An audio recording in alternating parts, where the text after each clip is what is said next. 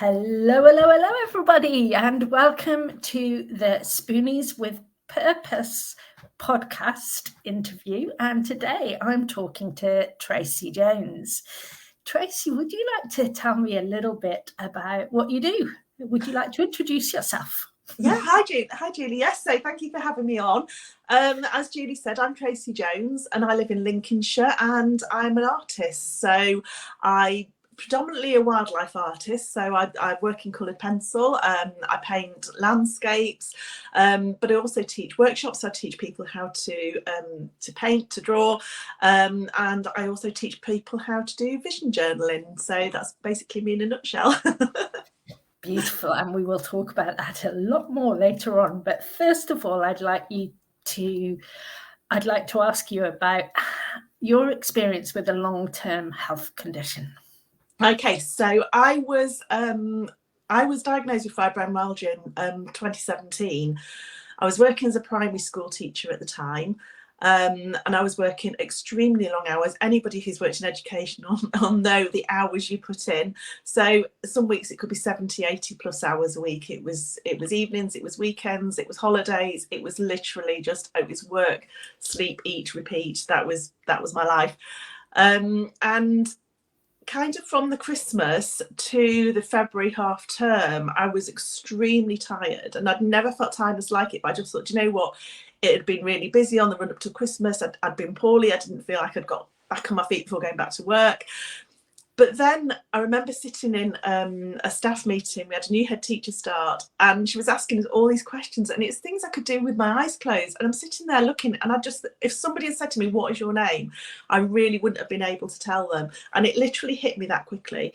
And within a week, I'd gone off sick because I from being really active, from being somebody who was doing like half marathons, running 10Ks, running triathlons, swimming, being really fit and active and totally independent and just, being so switched on, overnight, literally, I couldn't walk 150 yards. I couldn't think straight. My brain was just foggy. And I was frightened because I had no idea what was wrong with me. That was in the March that I went off sick. And it was actually May when I actually saw the rheumatologist. I had about a 5-minute appointment with him. He prodded all the points and gave me a leaflet, said, this is what you've got. There's no cure. You're going to be in pain for the rest of your life. I can give you medication. You just need to go away and learn to live with it. And I just remember walking out the door. I was 46 years old thinking, no, there's more to life than this. I am too young to be told this. And I just felt like in that 5 minutes, I had literally just been written off. And that was my experience. And luckily for me, I had a friend who'd been diagnosed a couple of years earlier. So she was able to give me some tips on how she'd sort of like started to get to grips with it. But I was right from the very start, I was determined to strip it back. And I thought, this has happened to me for a reason. And subconsciously, deep down, I think I knew why it happened to me, but I just didn't want to admit it. So I was determined to, almost like an onion, to peel the layers back to get to the core of it, to why it had happened, what had caused it, and actually go about trying to reverse it. And that was really important to me. And then a couple of weeks later, after I'd refused the medication I know medication has got its place, I completely get that. But for me, it wasn't the path that I wanted to go down. I just thought, for me, that was a sticky plaster approach because they hadn't found what the root cause was. Yeah. And that, to me, that was really important. And the doctors rang, so we've got your medication. I was like, no, I just need somebody to help me and to direct me and to show me how I can work positively to sort of like get my life back and sort of get back on track. But it's really interesting when you talk about getting your life back and going back to how things were, because that's initially all I wanted. And then I thought, hang on, if I go back to how things were, I'm never going to get better, because that's what caused me to get ill in the first place. Yeah. So, it took 2 years, really, 18 months to 2 years to get back on my feet. And now, it's almost 7 years on and I'm just absolutely thriving. And I look back, but I know when I say this, people often think, you must be crazy saying this, but I always say I'm so glad it happened, because if it hadn't, it wouldn't have made me stop and actually really take stock and look at how I was living my life and what I was doing to my body. I would have just carried on until something much, much worse probably would have kicked in, that, and maybe I couldn't have recovered from. So yeah, for me it was a huge catalyst, and it's just put my life on a completely different trajectory. So, you know, I am in a lot of ways very grateful to it happening. Yeah. I think your story, I bet it can be related to by so many people, that first of all being told there's nothing you can do about it, just go away and get on with it type of thing, being completely dismissed. And that's if you get a diagnosis. A lot of people don't even get one. But also that thing of right at the beginning, you just want your life back. And then as you move through it, you realize that actually in learning to overcome it, you realize that actually you want to be moving towards a different place, not where you were before. And I think that's a really powerful thing. But I'm going to jump straight into the question about purpose, because that's what we're here for, and maybe it will tie in a little bit anyway.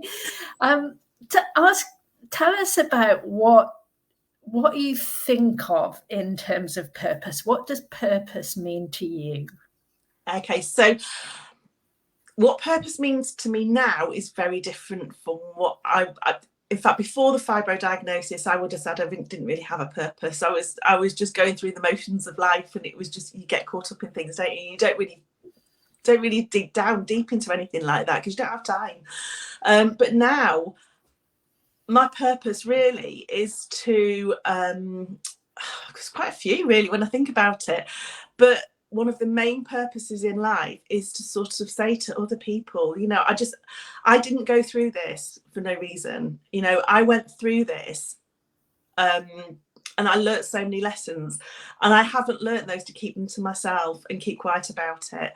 So the purpose for me is to share what I've learned, and it's to help support other people, and to let people know there is hope. It's not, you know, it's not something that we need to be fobbed off with, and, you know, that we have to believe that that's the only option, because it's not.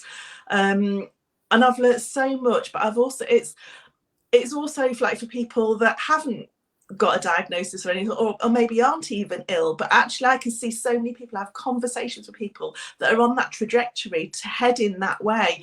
And my purpose really is to say to everybody, right, you know, look, we need to all start living and taking responsibility for our own self-care, making time for us, doing things that light you up, because actually when you're doing things like that, you're giving your body what it needs. You're nourishing your body, you're nourishing your mind, and you're giving yourself those breaks, which are so important. We just think that we're not human doings, we're human beings. And I think that's one of the main things I want to get across for my purpose really, is that we're here to live, we're here to, and it's about balance.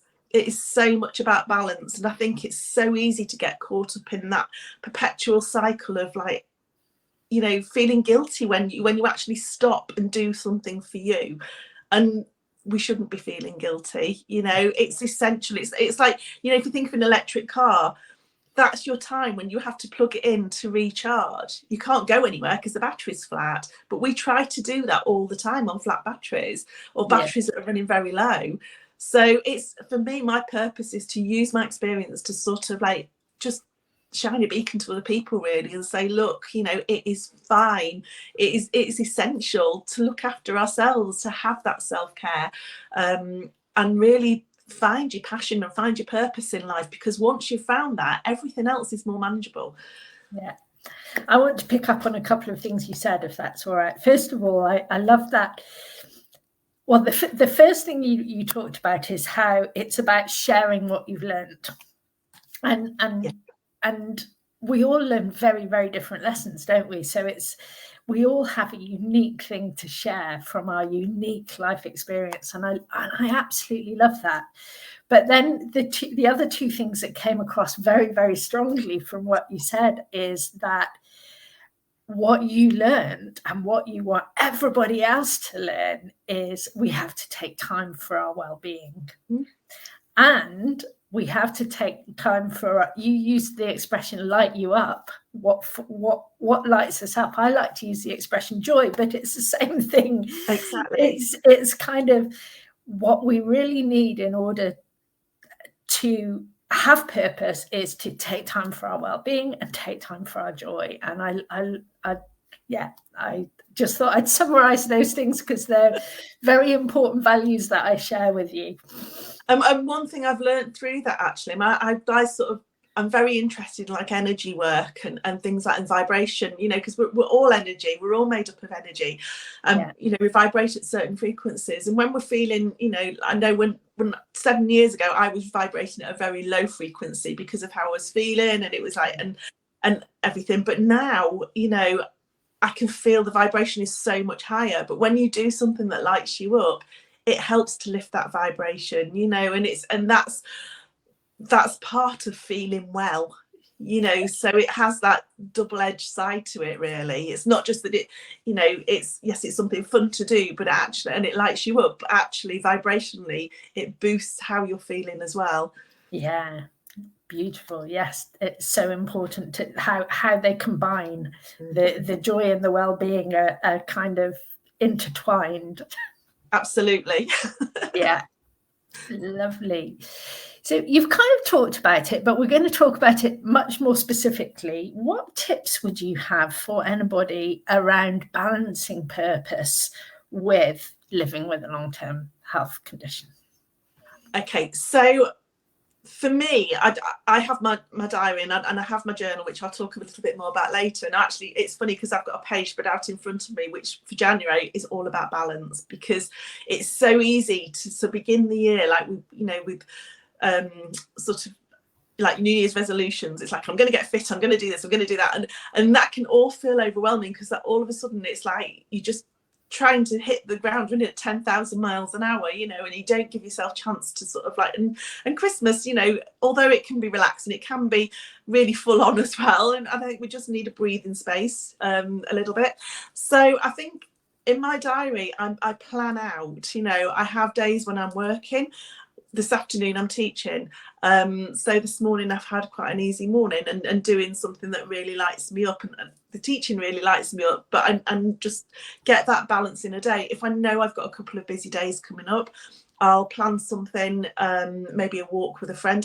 I've got a non-negotiable walk that I do every week with my friend. We go to the woods early in the morning, whether it's raining, windy, whatever, we go and have a walk in the woods, and that's brilliant because I walk in there and I just go, and everything resets.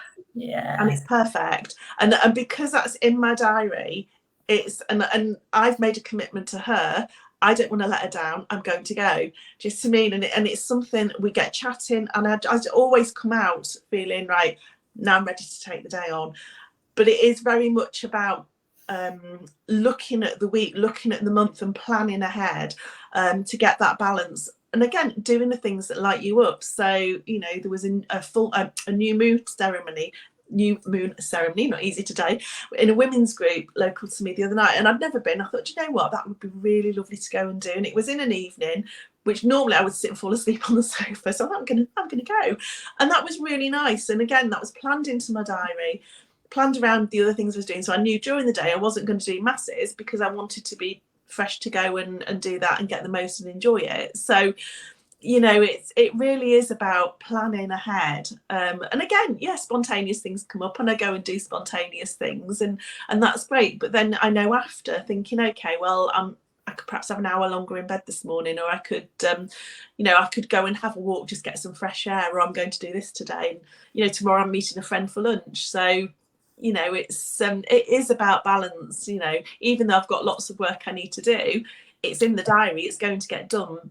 But sometimes I think when you try and push on, when you think you've got too much to do, and you can get very blinkered, and it all becomes quite heavy.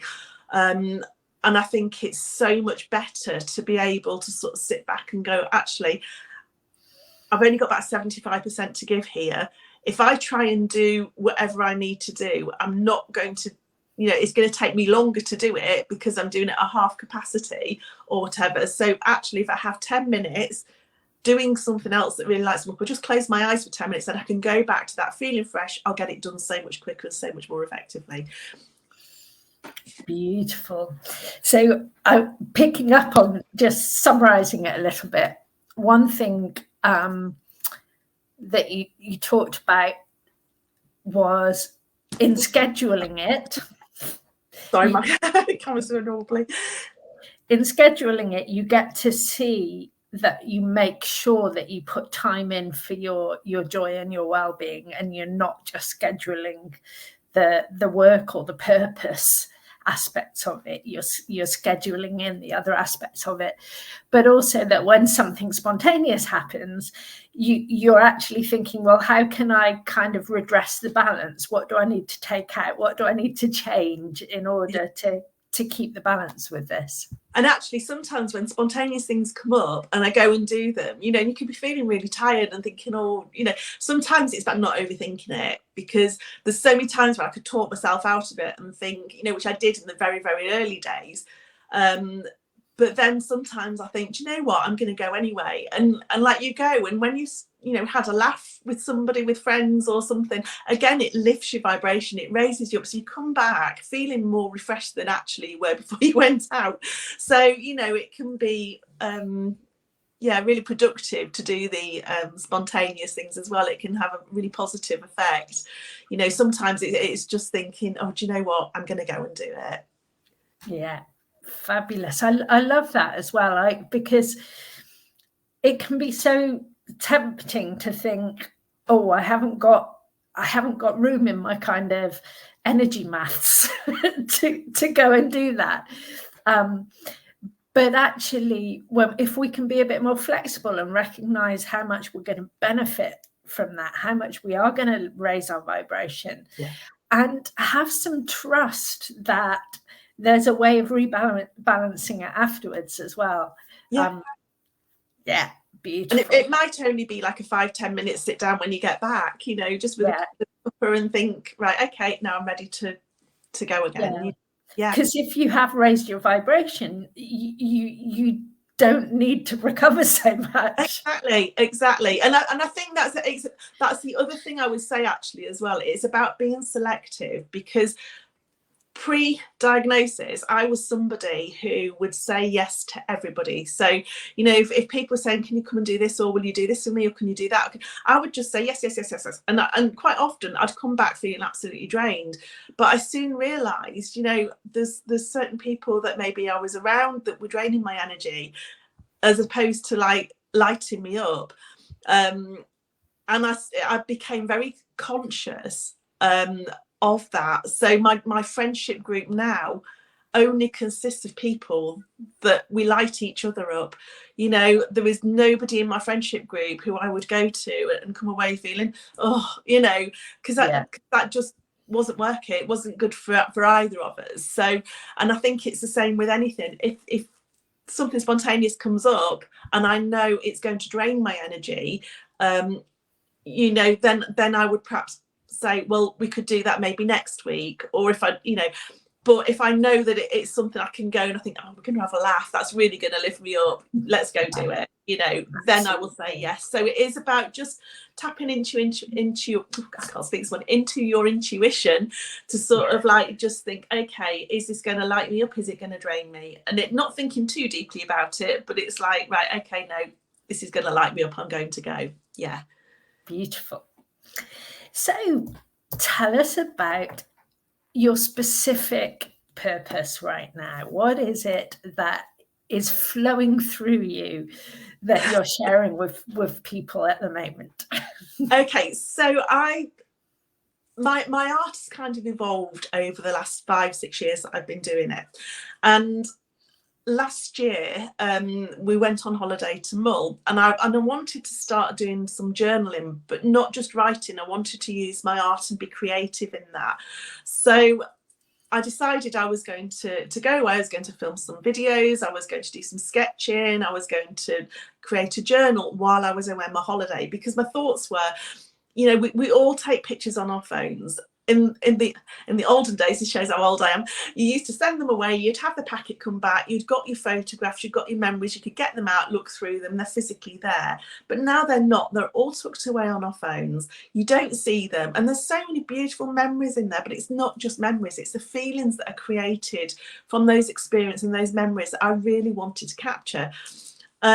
So when I came back, I was amazed, because actually there was so much came through from me from my granddad, who I actually lost 28 years ago, who had never been to Mull, But everywhere I went, there was something that brought my granddad to mind, and it was the strangest thing. And there were so many emotions and things came up for me that the journaling became quite powerful. And then that kind of evolved because I had a vision board on my wall for months, and while I was creating it, I'd got such a connection with it, and I was really tuned into what was on there. And there was all the usual things that you put on. I mean, I know, you know, vision boards can be really great. So you've got your things on there, like what you want to achieve, where you want to visit, you know, place to go on holiday, the house, the car, all of the things. But as time went on, I was looking at it and I lost that connection. And it kind of like felt like the top of a mountain. And I was at the bottom of the mountain and it felt quite unachievable. I was like, how am I actually going to get there? Those steps in between were missing. So I woke up one morning and I was thinking about my art journaling, and all of a sudden I was flicking through something. I saw vision boards and I thought, that's the missing thing for me. So what I've started to do now, my passion now that is really lighting me up, is creating what I call a vision journal. So it's a combination of a vision board and an art journal, but it breaks it down into small steps. So at the moment, I've just literally started working on my monthly page for January. So it's my focus for the month. So instead of having this ultimate goal, it's like, this month, this is what I'm going to focus on. And it's very much about a well-being page, this one for me this month, because it's just a hitting the ground at the beginning of the year, feeling fully well. You know, over Christmas we all eat things that we shouldn't and whatever, and I can tell the effect that has had on my body, because normally I'm so good with my eating, it's like, well, so I need to get that sorted. But it's really to focus me back into regaining that sense of well-being. I've got pages in here that I'm going to be creating to do the moon cycles, because, you know, the moon cycles are so powerful. And I think when we're conscious of the fact when it's the full moon and the new moon and how it affects our energy, you know, if we can look at those patterns throughout the year and think, okay, this is how I'm feeling. Look, it's a new moon. This is why I'm feeling this way. You know, so it's just to be fully focused on, it's like the story of my life, really. And it's something that you can look back on at the end of the year. And it's just a fantastic working document to show how far you've actually come. You know, I do my angel cards every day. So I'd got a little notebook where I'd written things in there, and everything seemed disjointed. So I wanted something that just brought everything together, that just encompassed me. And again, this is brilliant because it really focuses on the things that light you up, making time for you, doing those, you know, having that 5-10 minutes to do yoga in the morning. You know, I do cold showers every day, you know, so it's making sure I'm accountable to myself to make sure I've done those things. It's making, you know, keeping little notes in there to make sure I'm hydrated in the day, because that's the thing, you know, sometimes we don't drink enough during the day, which I'm very conscious of. I sometimes don't. So to be able to just like mark off something and say, right, no, today I'm fine. This is why I'm feeling, you know, if I'm feeling tired, I can look at it and think, haven't drunk enough today, didn't do my yoga stretches this morning, that's why my hips are stiff, you know, and it kind of like keeps me focused. But by doing it in like an artistic kind of way, and you don't have to be artistic to do this, I really want to stress this, because people say to me, I'm not an artist. I teach techniques that are so simple, but they're really, really effective. And what the other point of this and the other purpose with it is to get people to tap into the creativity, because when you're being creative, it releases dopamine. It really, you know, helps reduce anxiety and stress, and it's a really calming thing to do.